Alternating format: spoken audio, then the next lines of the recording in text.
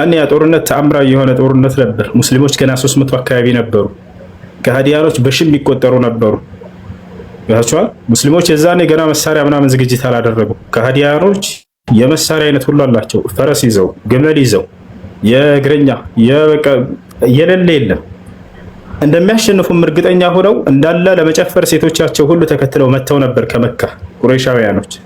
ያቻው ድል እንደሚያደርጉ እርግጠኛ ሆነው ከድል በኋላ ድሉን በቃ ደስታውን ለማሳለፍ ብለው ይሄ ከበሮ ምናምን እንዳለ ይዘው መጥተዋል። ምግብ ሁሉ ይዘው መጥተዋል። ሴቶቻቸው ሁሉ መጥተዋል።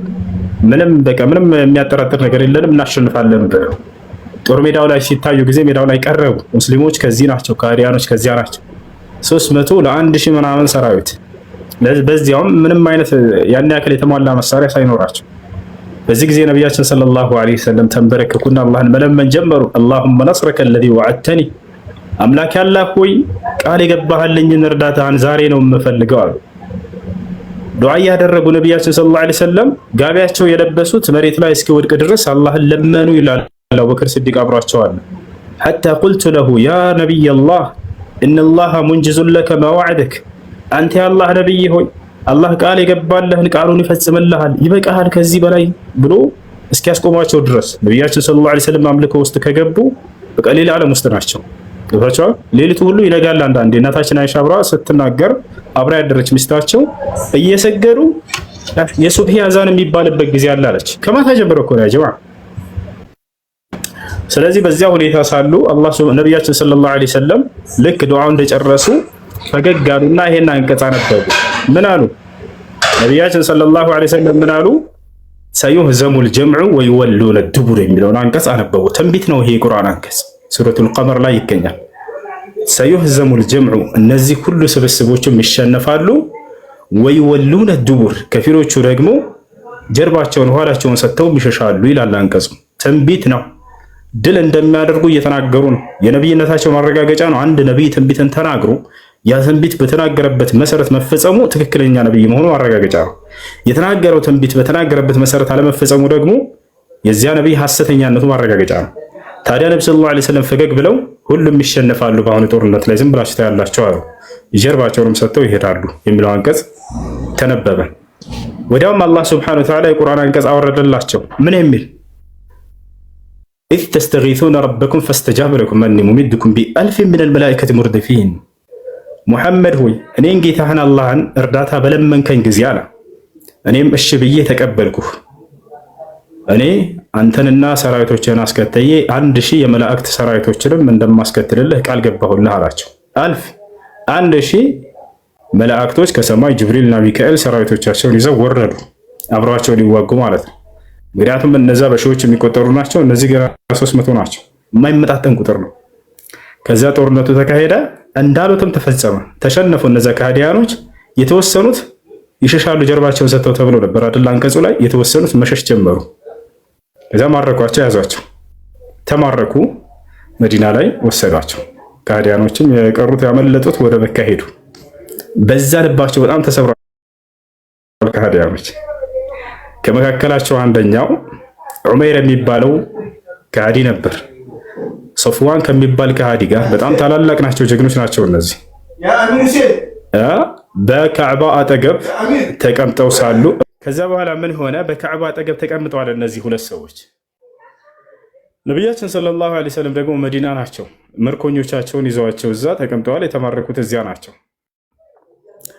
ታዲያ በኢስላም ከተማረከበት አንድ ከሃዲ የተማረከበትን ቤተሰብ ገንዘብ ከፍሎ ሂዶ ነፃ ማውጣት ይችላል። ያ ምርኮኛ ጫፉ አይነካም በኢስላም። ታበላለህ፣ እንዳውም ታጠጣዋለህ። ገብታችኋል አይደል? ከማረክ ፍጹም ጫፉን አትነካም። የተማረከበት ቤተሰብ ካለ መጥቶ ይወስዳል። ያን ለማድረግ አልቻለም ዑመይር። ዑመይር እና ሶፍዋን አብረው ተቀምጠው ሳሉ ካዕባ ስር ምን አለ ዑመይር? እዚያ ላሉ ሰዎች እንዳው እኔ ማነው ሙሐመድን የሚገድል ሂዶ ለብቻው ተደብቆ እንደምንም እንደሰላይ ሆኖ ተጠግቶ ምናምን ገድሎት የሚመጣ ምናምን ሲባል ዑመይር ምን አለ? እኔ ብድር ባይኖርብኝ ኖሮ እነዚህን ህፃናት ቤተሰቦቼን እንዳው ባይኖሩብኝ ኖሮ ሙሐመድን ሄጄ ገድየው መጣ ነበር አለ። ሶፍዋን ምን አለው? ሁለታቸው ብቻ ናቸው፣ ልብ በሉ እያወሩ ያሉት ሁለታቸው ብቻ ናቸው። ሌላ ማንም ሶስተኛ ሰው የለም። ሶፍዋን ምን አለው ለዑመይር? ዑመይር ሆይ አለው እኔ ያለብህን ብድር እከፍልልሃለሁ፣ ቤተሰቦችህንም የሆነ ነገር አደጋ ቢደርስብህ አንተ እዚያ እርሱን ለመግደል ሄደህ እኔ እዚህ ምትክ እሆንልሃለሁኝ፣ አብሽር በእኔ ጣለው፣ እሱን ብቻ ሄደህ አንተ ሙሐመድን ገድለህን አለው። እሺ አለ። ሰይፉን አመጣ፣ ፈረሱን አዘጋጀ። ቀጥታ ከመካ መዲና ሄዶ ገድሏቸው ሊመጣ ተደብቆ ማለት ነው። ሰይፉን መርዝ ቀባሁት አለ። ራሱ ነው የነገረው። ከሰለመ በኋላ ነው ይሄ ሰሓባ እየተናገረ ያለው። ቀባሁትና ሄድኩኝ አለ። ቀጥታ መዲና ደረስኩኝ አለ። መዲና እንደደረስኩኝ ሰሓቦች አዩኝ አለ። የመካ ሰዎች ናቸው ስደት ያደረጉ፣ ያውቁታል። ለኢስላም በጣም ኃይለኛ ጥላቻ እንዳለኝም ያውቁ ነበር አለ። በጣም አማኞችን አዛ ካደረግኩት መካከል ነኝ አለ። እነ ዑመር ወዳው እንዳዩኝ መጣ። ይሄ የእኛ ጠላት፣ የኢስላም ጠላት፣ የአላህ ጠላት መጣ። ደግሞ ምን ፈልጎ ይሆን ምናምን ብዬ ስናገር ከዚያ በኋላ ነቢያችን ሰለላሁ ዐለይሂ ወሰለም ራቅ ብለው አይተዋል አለ። ዑመር ሆይ አሉት ተወውና ወደ እኔ ይምጣ አሉኝ አለ። በጣም ደነገጥኩኝ አለ ዑመር። ሰይፋቸውን ይዘዋል እኮ ሰይፉን ይዘዋል ሰውየው። ነቢያችን ሰለላሁ ዐለይሂ ወሰለም ተወውና ወደ እኔ ይምጣ ላኩት ብለው ተናገሩ። እርሳቸው ድንኳናቸው ውስጥ ተቀምጠዋል። ከዚያ በኋላ መጣ። ሰይፉን ተቀበሉትና ሰሓቦች ከነብዩ ሰለላሁ ዐለይሂ ወሰለም ጋር ከመግባቱ በፊት ከነፈረሱ ውጭ ላይ አስቀመጡት። ግባ አሉት ነቢያችን ሰለላሁ ዐለይሂ ወሰለም። ገባ። ለምን መጣ አሉት ነብዩ ሰለላሁ ዐለይሂ ወሰለም። የተማረከበት ልጅ አለ እንደነገርኳችሁ፣ በጦርነቱ ላይ ተማርኮበታል። አንደኛው ልጁ የማን የዚህ የዑመይር ማለት ነው። ለምን መጣ ግን? የመጣው ለዚያ ጉዳይ አይደለም። ልጁን ነፃ ለማውጣት እንዳልመጣ ያውቅ ነቢያችን ሰለላሁ ዐለይሂ ወሰለም ነቢይ በመሆናቸው ያንን አውቀዋል። ገብቷቸዋል። ከዚያ መጣና ለምን መጣህ ቁጭ በላሉት ነቢ ሰለላሁ ዐለይሂ ወሰለም። ሊገላቸው እንደመጣ የሚያውቃሉ። ያ ጀማዓ ወሕይ ወርዶላቸዋል ከአላህ ዘንድ። ለምን መጣህ ሲሉት የተማረከበኝን ልጅን ነፃ ለማውጣት ነው የመጣሁት አለ። አትዋሽ አሉት ነቢ ሰለላሁ ዐለይሂ ወሰለም። አትዋሽ፣ እውነቱን ተናገር አሉት። እውነቴን ነው ለዚህ ነው የመጣሁት አለ። አይ ከዋሻ እንግዳውንስ ለምን እንደመጣህ ልንገርህ አሉት። ወደ እኔ ከመምጣትህ በፊት አንተና ዑመይር ሶስተኛ ሰው አብሯችሁ ሳይኖር በካዕባ ስር ቁጭ ብላችሁ ነበር አይደል አሉት። አዎ አለ። ደነገጠ። እኔንም ለመግደል ተመካከራችሁ ነው የመጣኸው አይደል አሉት። ቃል ነዓም አዎ አለ። ወዲያው ምን አልኩኝ አለ ፈዓሊምቱ አነሁ ላ ዩኽቢሩሁ ኢላ አላህ ዐዘ ወጀል፣ አላህ እንጂ ሌላ ማንም እንደማይነግረው ተረዳሁኝ አለ። አሽሀዱ አን ላ ኢላሃ ኢለላህ ወአነከ ረሱሉላህ አልኩኝ። ወዲያው እስልምና ተቀበልኩኝ አለ። ምክንያቱም የሆነ ሰው መጥቶ ነግሮት ነው እንዳልል ካጠገባቸው ሶስተኛ ሰው የለም አለ። ይህ ከአላህ ዘንድ መጥቶ ተነግሮት ካልሆነ በስተቀር ሌላ ማንም ሊሆን አይችልም ብዬ ወዲያው እስልምና ተቀበልኩኝ አለ። ያ ረሱለላህ ኩና ኑከዚቡከ ቢኸበሪ ሰማዕ ለማ ኩና ፊ መካ እያለ ተናገርኩኝ አለ። በመካ ላይ ሳለህ የአላህ ቃል ከሰማይ በሚመጣልህ ጊዜ እናስተባብለህ ነበር። አሁን ግን ይህን የማልክደው ነገር ነው። ይህ በራሴ በአይኔ በብረቱ ያየሁት ምስክር ነው። በቃ ሶስተኛ ሰው አብሮን ሳይኖር እኛ ምን እንደምንሰራ አንተ እዚያ ሊነግርህ የሚችለው ከፈጣሪ በስተቀር ሌላ ማንም ሊሆን አይችልም ብዬ እስልምና ተቀበልኩኛል። ከዚያ በኋላ እስልምና ተቀብሎ ተመለሰ። እስልምና ተቀብሎ ተመለሰ። ሶፍዋን በጣም የገረመኝ እሱ ነው። ያ ሰው ማለት ነው የመካ ሰዎችን ሰብስቦ ጀግና ነው። ዑመይር ይታወቃል። አዲስ ነገር ትሰማላችሁ ጠብቁ። በበድር ምክንያት ልባቸው የተሰበረውን አሁን የምትጠገኑበት አዲስ ነገር ትሰማላችሁ፣ የሙሐመድን ሞት ዜና እንጠብቃለን ብሎ ህዝቡን ሰብስቦ ይናገራል።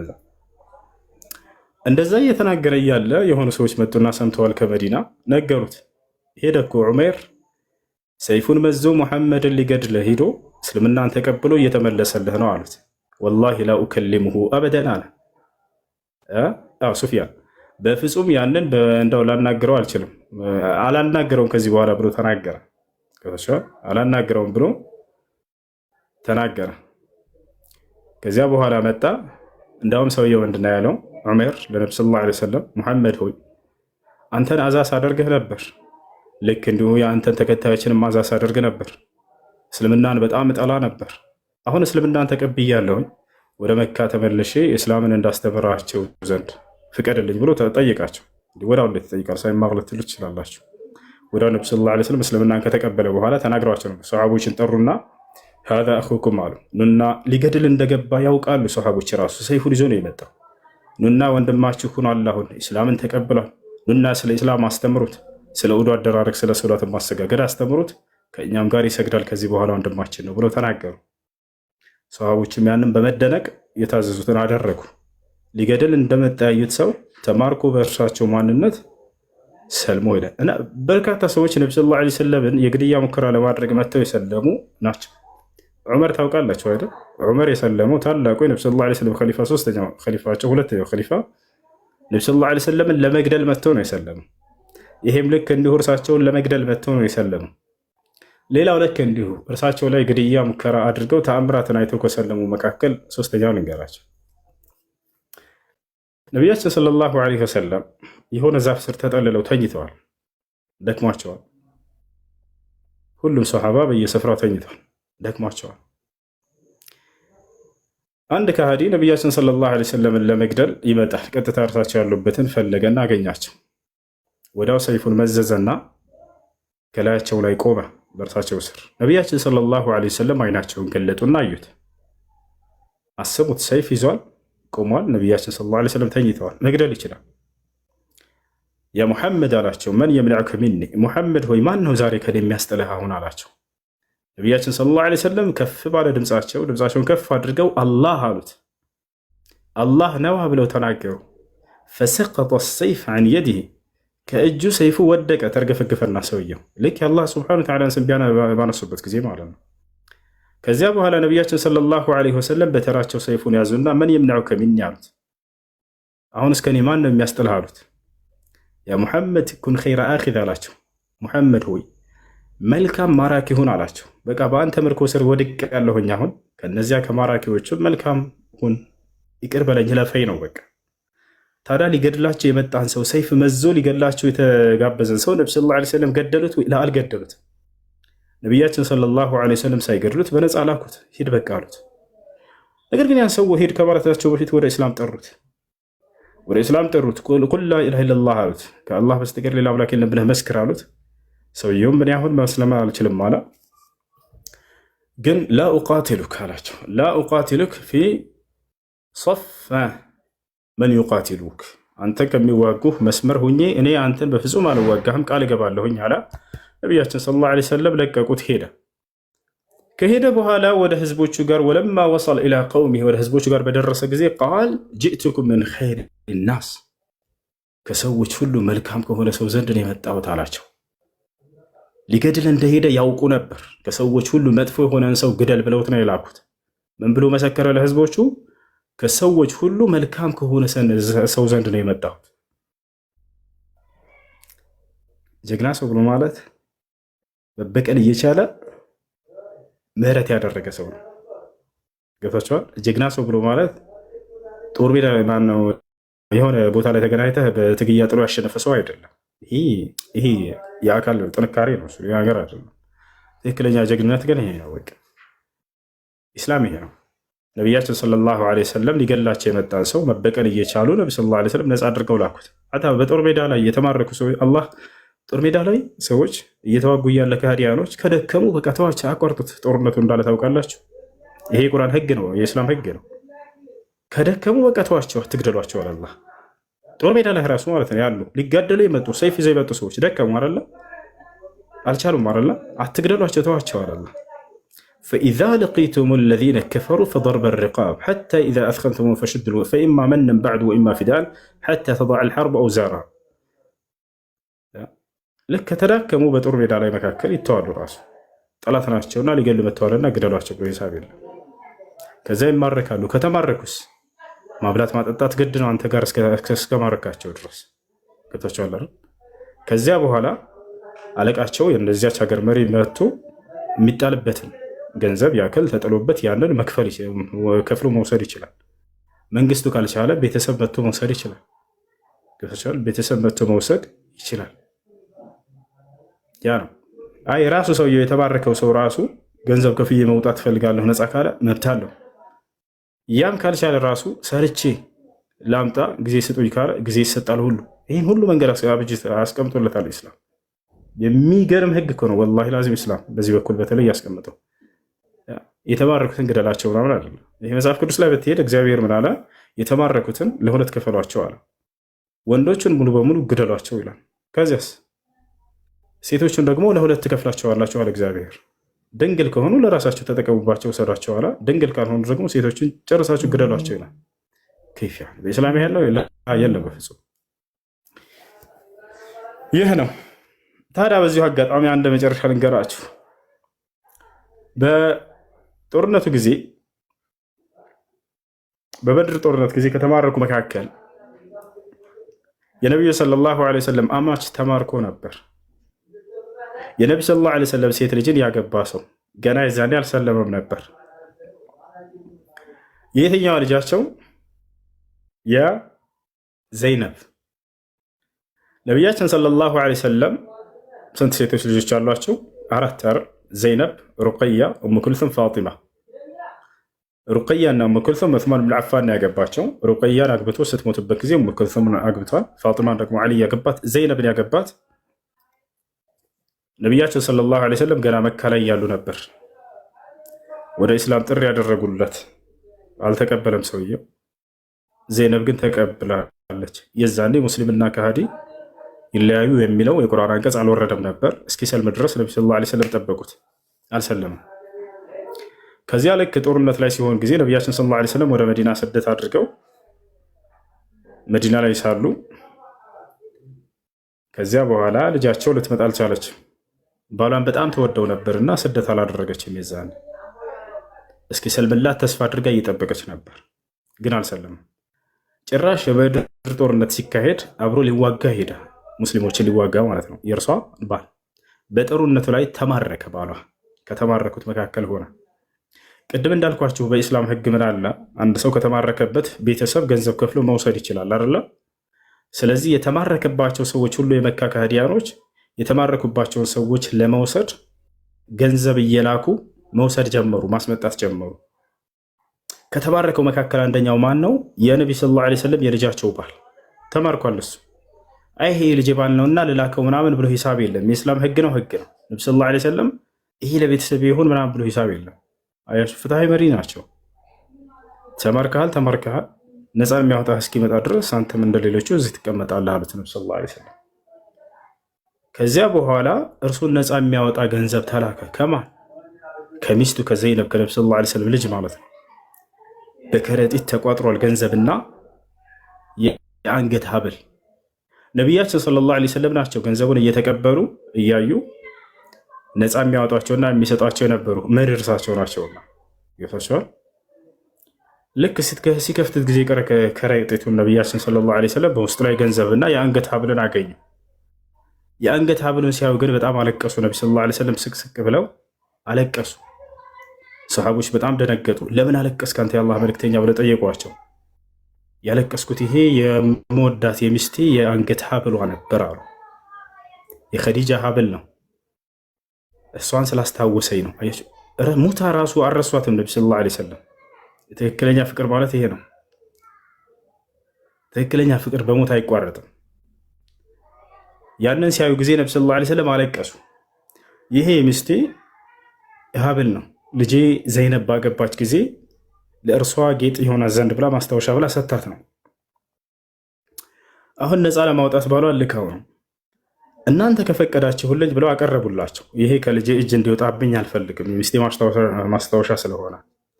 አይ አንፈቅድም ካላችሁኝም ችግር የለውም፣ ከተማረኩት ሰዎች ይላክና እሱ ይህንን ገንዘብ ተቀብለን እዚህ ለድሃዎች ለምስኪኖች እናከፋፍላለን አሉ። ሰሃቦች በአንድ ድምፅ ምን አሉ? አንተ የፈለግከውን ነገር አድርግኛ እንስማማለን፣ አንተ የአላህ መልእክተኛ፣ እርሱ ከልጆት እጅ እንዳይወጣ ከፈለጉ ተስማምተናል አሉ ሰሃቦች። አያችሁ፣ አይኔ መሪ ነኝና ብለው በራሳቸው አይወስኑም ነበር። ያንን ለህዝቦቻቸው ያቀርቡላቸዋል። ፈቃደኛ ናቸው አላቸው። አዎ ፈቃደኛ ነን። እንግዲህ አሁንስ ናሉትና ባሏን የዛኔ የቁርአን አንቀጽ ወርዷል። ሙስሊምና ከሃዲ ሰው አብሮ መኖር እንደማይችል ወላ ተንኪሑል ሙሽሪካት ሐታ ዩእሚንና ወለአመቱ ሙእሚነቱን ኸይሩን ሚን ሙሽሪከቲን ወለው አዕጀበትኩም ወላ ተንኪሑል ሙሽሪኪነ ሐታ ዩእሚኑ የሚለው አንቀጽ ወረደ። ናሉትና ነቢ ሰለላሁ ዐለይሂ ወሰለም ይሄን ሂደህ ለልጄ ስጣት ለዘይነብ፣ ይሄ ሀብል ከእጅሽ እንዳይወጣ ብሎሻል አባትሽ ብለህ ስጣት፣ አንተ ደግሞ ቶሎ ብለህ ልጄ ላካት፣ ከዚህ በኋላ ልጄ ከከሃዲ ሰው ጋር እንድትሰበሰብ አይፈቀድምና አሉ። የቁርአኑ አንቀጽ ወረደ። ስለዚህ ልጄ ላካሉት፣ እሺ አለ። በጣም ይወዳታል ባሏ። ገብታችኋል? በጣም ይወዳታል ባሏ። ከዚያ በኋላ ልጃቸው ይህ ሰውዬ ባልየው ተመለሰ፣ ወደ መካ ሄደ። ቃላቸውን ጠባቂዎች ናቸው አረቦች ከሃዲም ቢሆኑ። ልጃቸውን በግመል ላከ። እየላከ እያለ ከሃዲያኖች ሰሙ። በበድር ጦርነት ስለተሸነፉ በነብዩ ሰለላሁ ዐለይሂ ወሰለም እና በሙስሊሞች ተናደው ስለነበር ልጃቸው ዘይነብ እርጉዝ ነበረች። በግመል ተጭና እየሄደች እያለች ጠብቀው መንገድ ላይ ግመሉን እግሩን መቱት። ከዚያም በኋላ ልጃቸው ከግመሉ ላይ ወደ መሬት ወደቀች፣ ጽንሷም ወረደ። ይሄ ነገር ነብዩ ሰለላሁ ዐለይሂ ወሰለም ዘንድ ደረሰ። በጣም አዘኑ፣ በጣም ተሰበሩ። በጣም ናዛ ያደረጓቸው ነብዩ ሰለላሁ ዐለይሂ ወሰለም እርሳቸው ወደዚያ ለመስበር ልባቸውን እዚህ በልጃቸው ላይ ተበቀሏቸው። ልጃቸው ከግመሉ ላይ ወደቀች፣ ጽንሷም ወረደ፣ ደም ፈሰሳት። በዚህ ነብዩ ሰለላሁ ዐለይሂ ወሰለም በጣም አዝነዋል። አላህ ሙስተዓን። ከዚያ በኋላ እንደምንም ብላ መዲና ደረሰች። በጣም ተወደው ስለነበረ ባሏን በጣም አዝናለች። ሁል ጊዜ ዱዓ ታደርጋለች እያለቀሰች ባሏ እንዲሰልምላት። ባልየውን በጣም ይወዳት ነበር። አልሰለመም ገና መጣ። ይወጣቸዋል ይመጣል መዲና ሚስቱን ለማየት ለምኖ ይሄዳል። ነብዩ ሰለላሁ ዐለይሂ ወሰለም በፍጹም ከሃዲ ለሆነ ሰው ከዚህ በኋላ ላ ተጅተሚዑ ብንቲ መዓ ረጁልን ካፊር፣ ከከሃዲ ሰው ጋር ሚስቴ ልጄ አትሰባሰብም ብለው ከለከሉት። በተደጋጋሚ መጣ፣ ነገር ግን ይሄን ነገር ሊያገኝ አልቻለም። ነቢያችን ሰለላሁ ዐለይሂ ወሰለም በስተመጨረሻ ጊዜ ቁጭ አድርገው ወደ እስላም ጠሩት፣ መከሩት፣ ዳዕዋ አደረጉለት። አሁንም ለመቀበል አልወሰነም። ወደ መዲና ወደ መካ ተመለሰ። አስቦ አሰላስሎ እስልምና ለመቀበል ወሰነ።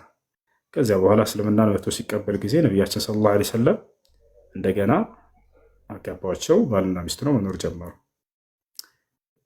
ይህ ሌላኛው የነቢያችን ሰለላሁ ዐለይሂ ወሰለም በጣም የሚያሳዝን የሆነ ታሪክ ነው። በተለይ የሀብሉ ጉዳይ ሲነሳ ጊዜ በጣም አለቀሱ። ኸዲጃን በጣም ይወዷት ነበር። ኸዲጃን የሚወዷት ሚስት ስለሆነች ብቻ አይደለም፣ የጀማዓ በሙሉ ህይወታቸው ላይ ከጎናቸው ነበረች። ኢስላምን በሚያደርሱ ጊዜ ከጎናቸው ነበረች። ማንም ሰው ጫፋቸው ላይ እንዳይደርስ ከጎናቸው ነበረች። በሁሉ ነገር በቃ ቁማላቸዋለች። ኸዲጃ በጣም የምትገርም እናታችን ነች። በምድር ላይ እያለች ገነትን ተበስራለች። በምድር ላይ እያለች ብቸኛዋ ሴት አላህ የእኔ ሰላም በአንቺ ላይ ይስፈን ያላት ጅብሪል የእኔ ሰላም በአንቺ ላይ ይስፈን ያላት ሰላምታን ያቀረበላት ታላቅ ሴት እርሷ ብቻ ነች። ሙሐመድ ሆይ ለሚስትህ ለኸዲጃ ኢነ ረበከ ዩቅሪኡከ ሰላም ብለህ አድርስልን ተብሎ የተነገረላት ነች። ጌታሽ አላህ የእኔ ሰላም እዝነት በረከት በአንቺ ላይ ይስፈን ተብለሻል። ያ ነው። ኸዲጃ በጣም ቆንጅዬ ነበረች። በጣም ታላቅ ሴት ነች። በጣም ሀብታም ነች። ያልጠየቃት የመካ ሹማምንትና ንጉስ የለም። ነገር ግን ሁላቸውንም አልፈለገችም ነበር። እርሷን የገዛት የነብዩ ሰለላሁ ዐለይሂ ወሰለም ስነ ምግባራቸው ነበር። ነብዩ ሰለላሁ ዐለይሂ ወሰለም ሀብታም አልነበሩ፣ የደሃ ልጅ ነበሩ። በድህነት ነው ያደጉት። ገፋቸዋል። ግን ከእርሳቸው ያየችው መልካምነትና መልካም ስነ ምግባራቸው ማረካት።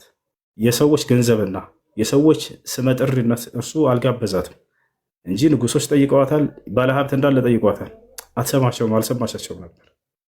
ከእርሳቸው በፊት 2 ጊዜ አግብታ ተፈታለች። ገባቸው። ነብዩ ሰለላሁ ዐለይሂ ወሰለም ልክ እንዲሁ ከእርሷ የማረካቸው ያ ነገር ነው። መልካምነቷ በጣም የታወቀ ነበር። በጣም ክብር ያላት ግርማ ሞገስ ያላት ታላቅ ሴት ነበረች። ቆንጆዬ ነበረች። ገባቸው። አላሁ